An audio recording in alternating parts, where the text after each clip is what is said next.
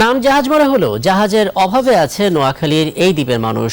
দিনরাত মিলে চলে একটি মাত্র লঞ্চ, তাও আবার নিজেদের ইচ্ছে মতো সময়ে। নেই পর্যাপ্ত কেবিন, ভাড়া নিয়েও ক্ষুব্ধ এলাকার মানুষ। উপখণ্ডঘরে তোলা ছবি দিয়ে উপকূলবাসীর যাতায়াত সমস্যার সেই চিত্র তুলে ধরেছেন অখিল পোদ্দার। ধারাবাহিক প্রতিবেদনে আজ দেখুন তৃতীয় পর্ব। এক পাশে নোয়াখালীর হাতিয়া, অপর পাশে দ্বীপ জেলা ভোলা।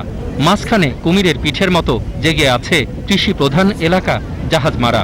ইলিশের জন্য বিখ্যাত হলেও পার্শ্ববর্তী মির্জা কালু, হাকিমউদ্দিন, দৌলত খান, কালীগঞ্জ, তজুমউদ্দিন আর হাতিয়ার পাইকারদের কাছে জাহাজমারা বাজার গুরুত্বপূর্ণ হয়ে উঠেছে গেল এক দশকে।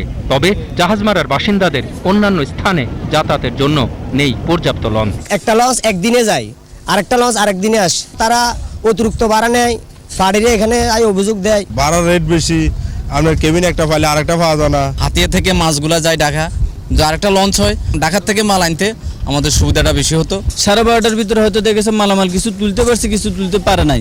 সেই ক্ষেত্রে তারা মাল ছেড়ে দিয়ে চলে যেতে বাধ্য হইতেছে। বাদাম, ডাউল, ধান এবং বিভিন্ন রকমের সমস্যাতে ব্যবসায়ীরা বন্দি লঞ্চ মালিকের কাছে। আমাদের টিকিট ছিল 200 টাকা, বর্তমানে টিকিট নিতেছে 300 টাকা। ইতোমধ্যে নতুন ঘাটের জন্য জায়গা বরাদ্দ করেছে স্থানীয় প্রশাসন।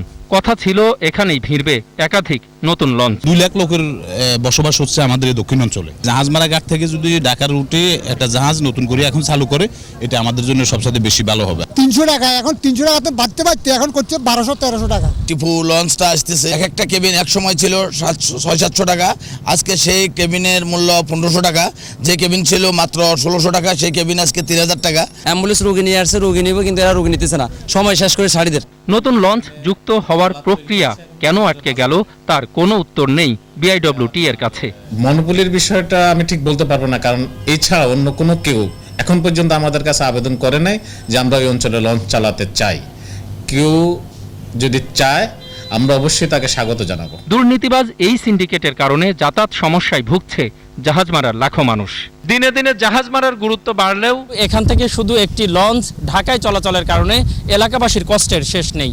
প্রিয় দর্শক, আপনার চারপাশে নানা সমস্যা আর ভোগান্তির চিত্র তুলে ধরবে 21 টেলিভিশন।